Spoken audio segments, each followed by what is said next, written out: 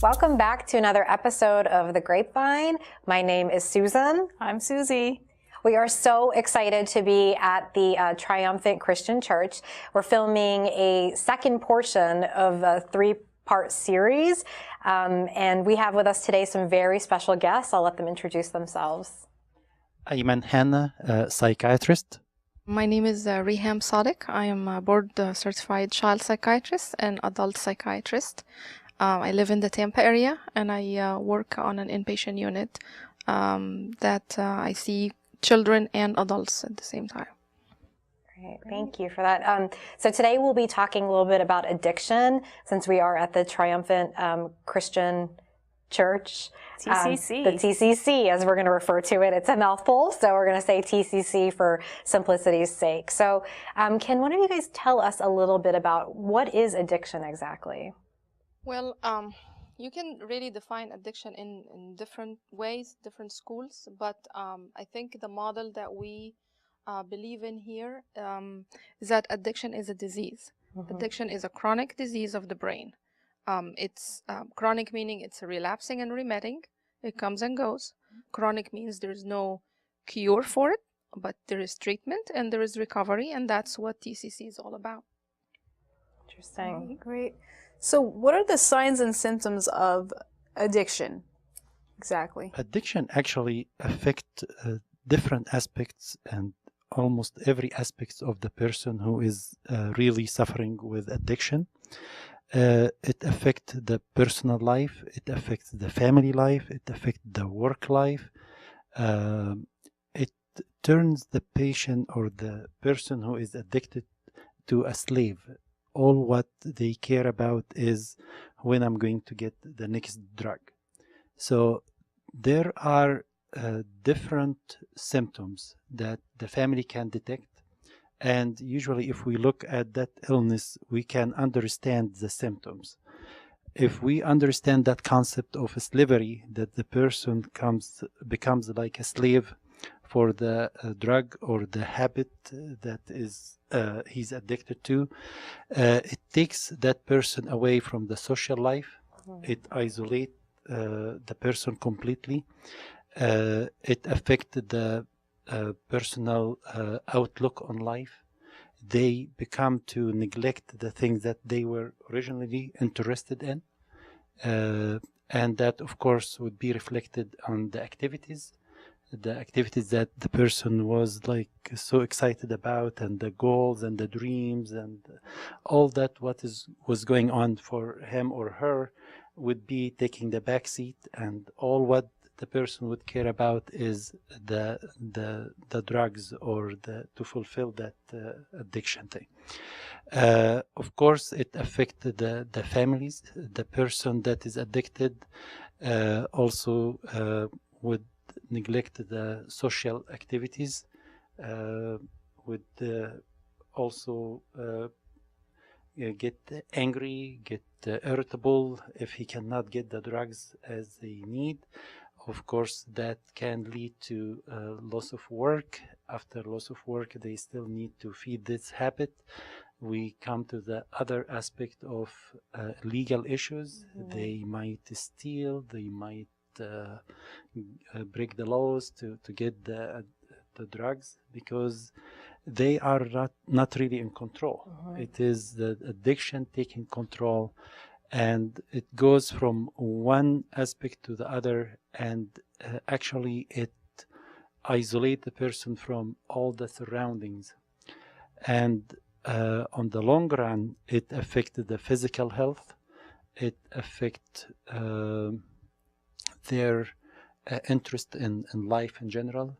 It brings the mental illness or causes mental illness, and majorities of the population that I serve unfortunately suffering from both mental illness and substance abuse, because they go hand in hand.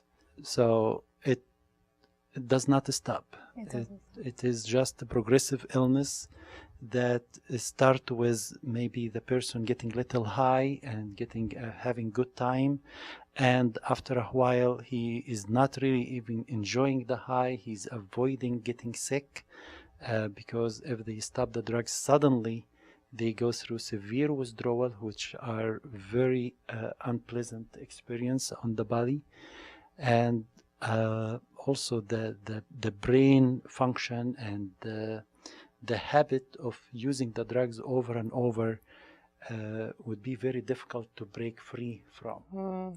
How quick is that progression, though, from going from just trying it to all of a sudden being out of a job because you're so addicted and maybe stealing or you're obviously breaking the laws? How quickly can it progress to that, or does it depend on the type of drug?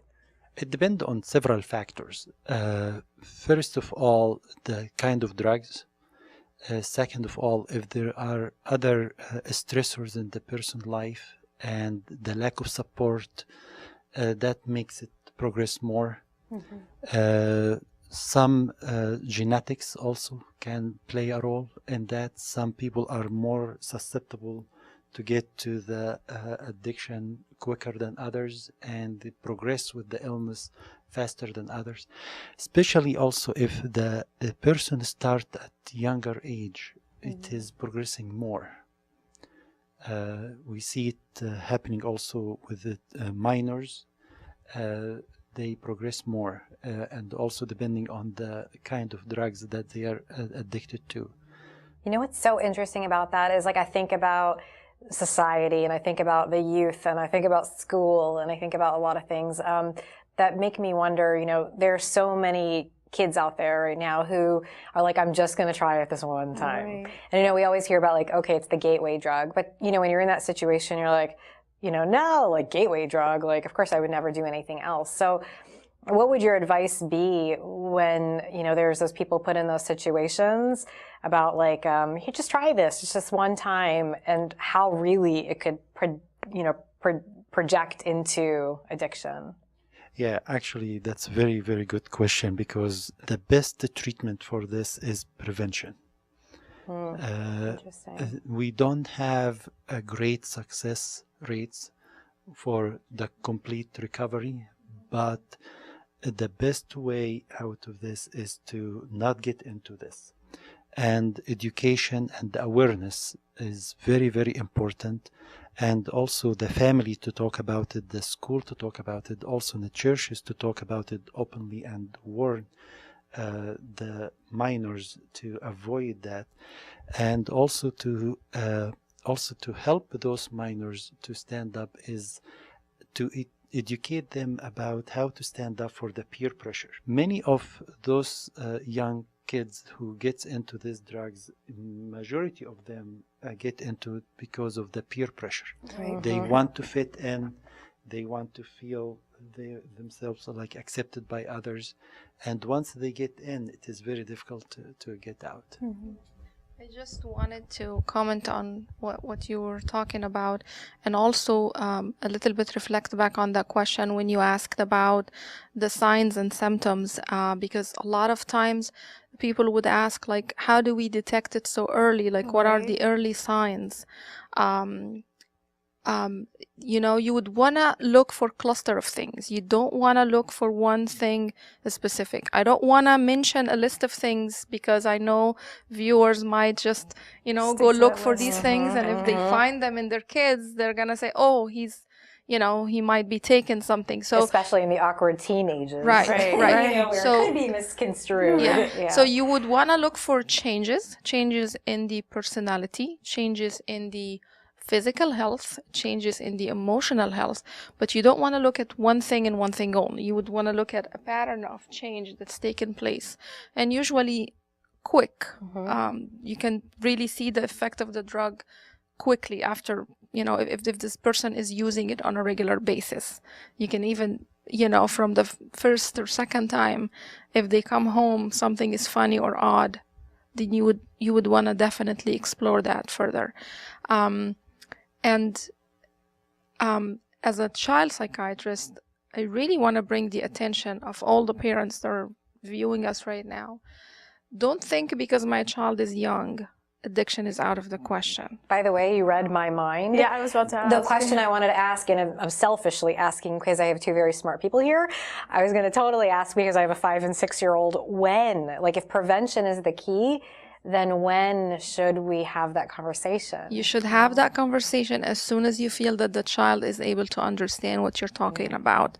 And just believe it, that they heard about it from other people. Don't think that they're naive. Kids are not naive anymore. I guess if we're talking about reality. strangers, don't talk to strangers, we can say, and don't take anything. That's, you know. Yes. I as a tell that to child I or have a child as well. She's 10. And I always told her, don't eat anything from anybody you don't know. Don't smell anything from anybody you don't know. And then I really, it's heartbreaking when you see an 11-year-old or a 12-year-old that has already been using drugs for a couple of years. Wow. So, and you always think, where were these parents? How did they not How'd that see happen, it? right? How did they not see it? Well, it's funny you say that because I was asked to give a talk, I was telling you on the way here actually, about addiction or drugs in general to a day of the boys at church. And the age gap was so big, the age range. It was, I think, like 2nd grade to 8th grade. And I kept thinking, what am I going to talk about? I kept reading all these different programs. And I said, you know what? I'm going to talk about peer pressure instead. And that's what I ended up doing. And I'll tell you, I added some drug conversation into there, and I was astonished. Astonished. Yes. From the 2nd grade to the 8th grade, the knowledge level, you know, because, and they're all good kids, but like you said, they're aware. They So if are they're very aware, aware, they hear it, and they ask questions. And if you don't talk to them to give them the correct information, they'll get it from somewhere else, and it may not be that accurate. Like Dr. Ayman mentioned, the peer pressure. Usually, when you ask addicts, how did you start? Almost 90% of the time they say, oh, somebody told me to try this. Somebody offered it to me. Very rarely you hear somebody saying, I decided to go out and look for marijuana. Yeah, that doesn't happen. It just simply doesn't happen. Right. Very interesting. So if the parents, as a parent, and if we are seeing these symptoms with our children, what's the first thing we should do? I think the first thing you should do is to have a conversation, an open conversation with them, and really explore what's going on. They have to feel safe with you so that they can tell you. If they are scared or afraid of consequences, punishment, stigma, being labeled, if even they are afraid of your reaction, they might hide the information. And we all know that, sad to say, but it's normal. Children and adolescents, they lie. They lie. We know that. And if they are using drugs, people who use drugs also lie. So you really have to educate yourself as well about how to detect it and how to have a smart conversation with them. And just be open and be honest and tell them, give them hope before you even start the conversation. If you are in a position where you have a problem, there is help available. You just have to tell us. You know, it also works against you as a parent. Everyone assuming like my child is perfect, you know, and so not only may you not know the signs and symptoms, your child may not being truthful, right? But then you want to believe the best in your child, but that could sometimes make you have blinders on. And like you said, addressing, like prevention number one, and then addressing and having open dialogue is obviously starts the road, right? Especially if you raise them in the church and you are under the impression that because all their friends are from the church, they are safe. They are not. They are not. Dr. Ayman, you were saying something about some of the causes of addiction comes from genetic predisposition and like the family history. Can you tell us a little bit more about that? What exactly does that mean? I've heard that before. Does it mean that somewhere in their great-great-great-great-grandparents that they were addicted and it just gets passed on? How does that work? No, would not go back to great, but immediate family members. Some of the addiction, we know for sure alcoholism is connected to genetics. We are not quite sure about other drugs, but alcohol is a form of addiction, and we are assuming that other drugs also with addiction have some genetics in it. And also, if there is some immediate family with addiction, it would influence, even if it is not genetics, it would influence the people around the person, the behavior if the person is growing up and the father is addicted to some sort of alcohol or some sort of drugs, and the child is growing up in that environment, it is expected for that child to go and use drugs too. Right. So it is genetics and also the environment, Right. learned behavior. It's interesting. So something that makes me think of is, so there's that one kid who gets offered, the marijuana and decides to do it. And then another one who gets offered it and decides to do it. There's a difference, right, in the chance of them becoming an addict, even though they're the same, two people, same age, same drug. There's a difference, right? Yes, they might look same age, same drugs, but the background can determine. Okay, goal-oriented, future-oriented, social support, love at home. There is comfort at home, expected to achieve certain goals in life. The other one lacks the support, lacks the love at home. That is more vulnerable to look for the drugs and get into the drugs more than the other one.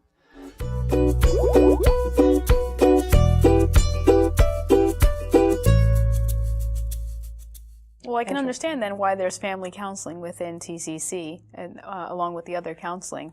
So are the parents learning to, if the students are young, they come here, are the parents learning to love more or give, is it a learning process not just for the student but also for the parents when it comes to recovery? Definitely, because there are a lot of dynamics takes place in the family of the person who's addicted. There are anger, there are blaming, there are guilt, and the family don't know how to deal with those emotions. Right. And it might come out in a wrong way, and it pushes the person away. So education for the family on how to be supportive and how to set limits, because sometimes we see two kinds of families.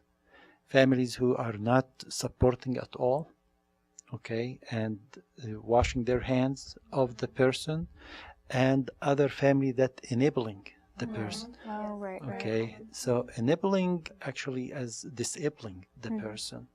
You are bailing them out all the time. They go out and commit crime, and the parents rush to the jail and bond them out and okay, let's do that. So you have to draw the line. The person have to see at least some consequences of the behavior, because if we are going to enable, the problem is going to grow and grow. So education for the family is very, very important to show love and support and not to enable. Just going back and adding to what you're saying, looking at it from a biopsychosocial model, looking at the genetic part, which is the bio part, looking at the social part and the psychological part. They're all different factors, and that's exactly the reason one can use the marijuana a couple of times and not be addicted, and another person will. Like Dr. Ayman said, you look at the environment, you look at the genetic predisposition, you look at the environment, and you look at the personality as well, the vulnerability of the person. What kind of person is he? So that also adds. Now here in TCC, oftentimes we really have to work with the families to prepare them for what comes next.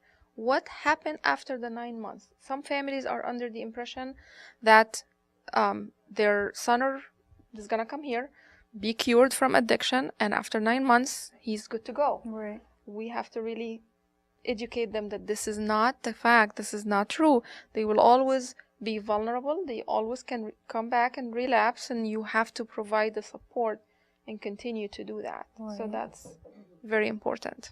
Yeah, and I think you mentioned something that I just want to touch on, being a pharmacist, is that, there's no shame in it.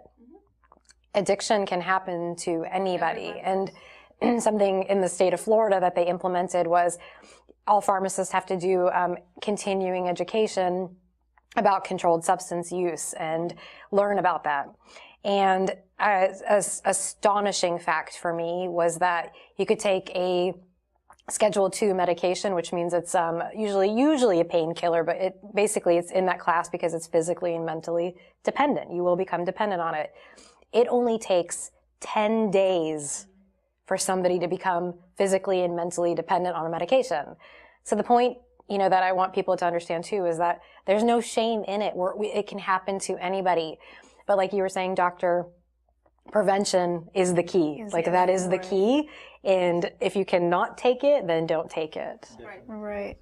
I believe our previous guest, Dr. Adil, was saying that if they give you a painkiller, if you're prescribed a painkiller, and if you don't have to take it, if you can just handle that pain for a few days, then do that instead of taking the painkiller, instead of taking the prescription. So that was his advice that he had given us. So true, actually. And here in Florida and even in the whole United States, we have been having a major epidemic of addiction to opiates, which is a painkiller that are being prescribed right and left, everywhere. And actually, it is the awareness is getting better from the government point. They are putting more control on the amount prescribed and even supervising the pharmacies that are prescribing those narcotics. And even now, doctors are being monitored if they are prescribing two narcotics, like a painkiller and a benzodiazepine, which is like Xanax or Valium or Ativan or Klonopin, because we had many deaths from the combination of Xanax and oxycodone. And in reality, if you get severe back pain, if we are really able to face this problem, if we take the painkillers out of the options that we have, we would be in much better shape.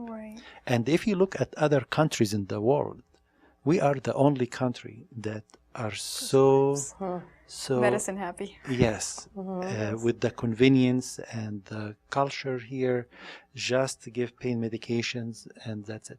But many countries in the world have the same back problems that we have, and they are not having this kind of epidemic. So if anyone gets severe back pain, the whole thing is that it is only for the first 3-5 days that the pain is flaring up and bad. And after a while, the pain will subside. If anybody chooses to take pain medications, the painkillers, which are the opiates, it is going to numb the pain, but also at the same time, it is numbing other function in the brain.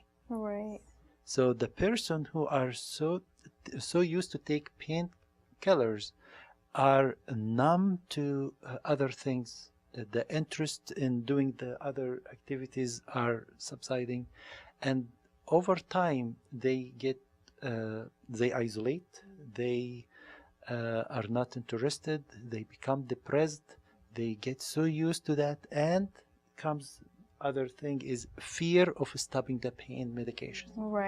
So it is not really taking it to subside the pain, it is fear and fear and fear. Fear of the pain, fear of stopping the pain medication and getting through withdrawal. So it is bad cycle. And the pain medicine is going to stop working because the body developing dependence. And what is the next step?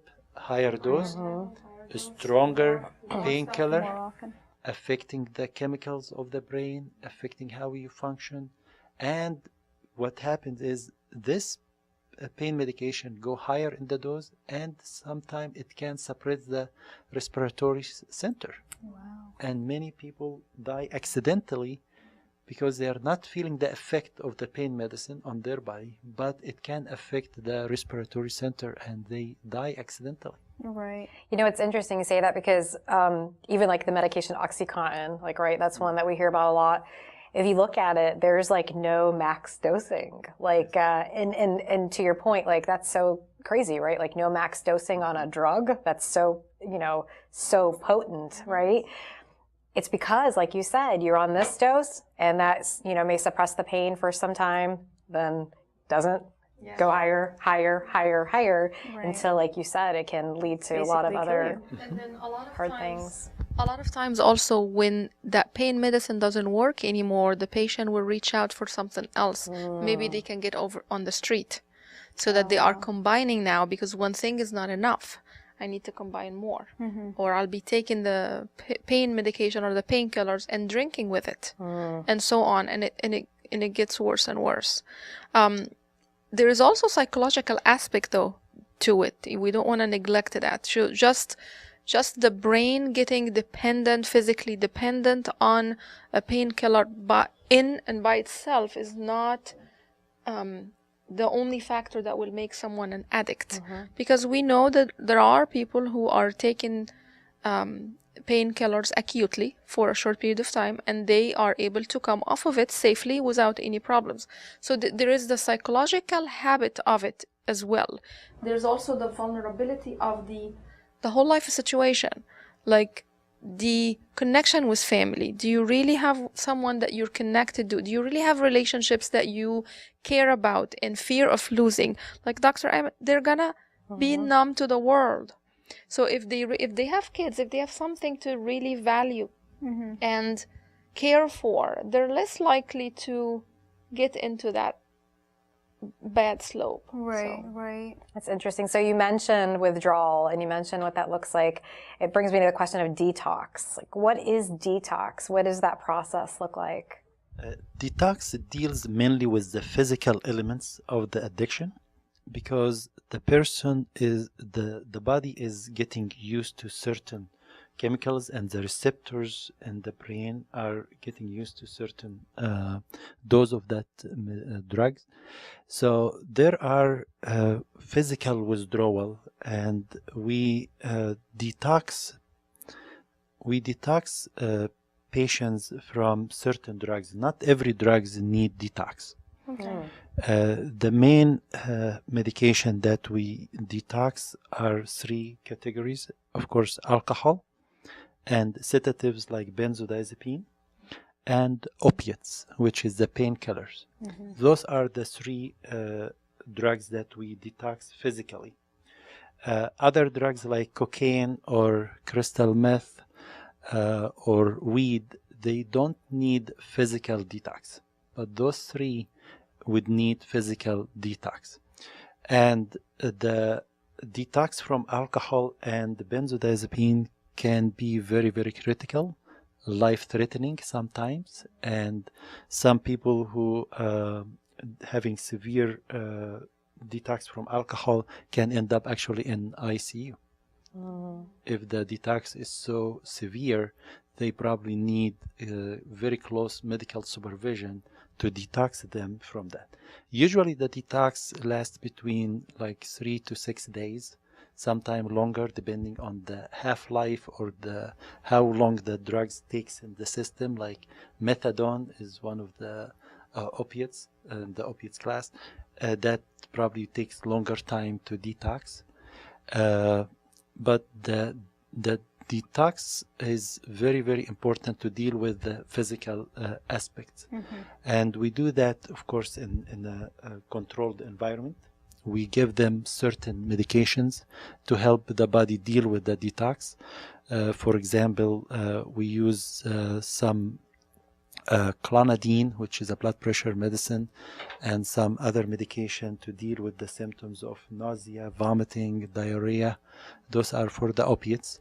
For the alcohol and benzodiazepine, we use benzodiazepine to avoid seizure, because someone coming off benzodiazepine like Xanax or Valium can get seizure if they are not tapered down regularly with proper medication to prevent that. So that part, even though it is frightening to the person or like taking a toll on the body, but actually it is the easiest part. Is it? Yes, that is the easiest part, because the addiction works on the physical dependency, and the other part, which is the TCC is for, is the mental part. Right. How to fight the craving, because the receptors in the brain are hungry for the drugs. Right, right. And the brain is the decision making. So you need to be in a supportive environment. You need to be supervised. You need to be in a structured setting, and step by step. Usually, it is really hard in the first couple of weeks, but it gets easier and easier with the learning. And of course, the beauty of this program here is that it has the spiritual aspects. Right. Other programs deal with the mind and the psychological and the body aspects. We here deal with the 4 aspects, and the spiritual aspect is the most superior aspect. And if we are feeling this right, it helps us to feel the other aspects nicely. That's really interesting. So to be clear though, so let's say somebody is physically dependent on alcohol or opioids. They should not try to go cold turkey, right? Let me verify that.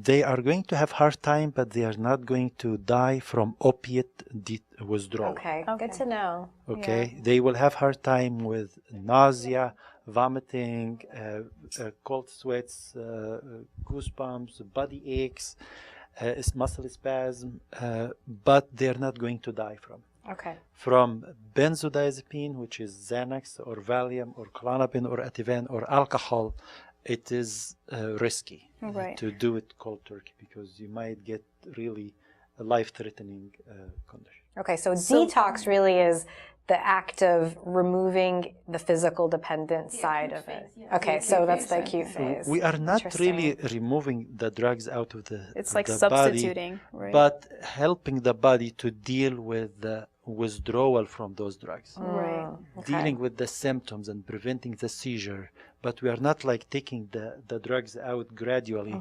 The drugs will get out by itself. Right. But as no more coming drugs, the body shakes. Right. So that's what we are trying to help with the detox process. And usually I like to do it longer than just 3-4 days. Okay. Because even after the first 3 days, there are still minor symptoms, and the person is really vulnerable to go back to the drugs. Right. So longer in a structured area where you can get comfort medications to take care of that would help the next step, which is the rehab. Right. I was just gonna say that we really always advise and prefer that they leave the detox and come directly here.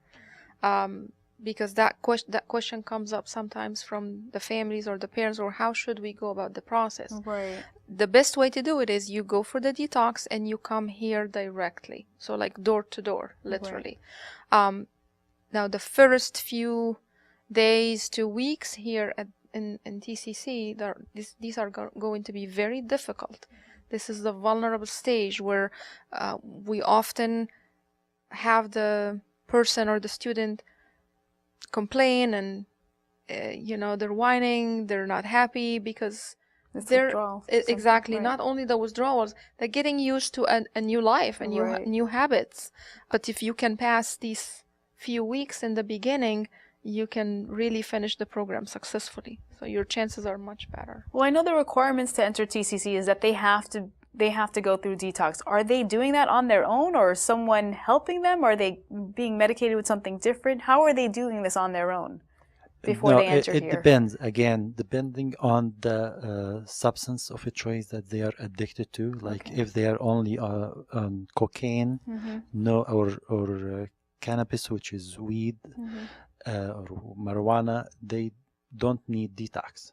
Okay. But if they are on alcohol or benzodiazepine or opiates, we prefer to do the detox, of course. And as Dr. Reham mentioned, directly from the detox to the rehab, because they might get change their mind just one more time, and then I will go to the rehab, and that can, So how are they doing that on their own?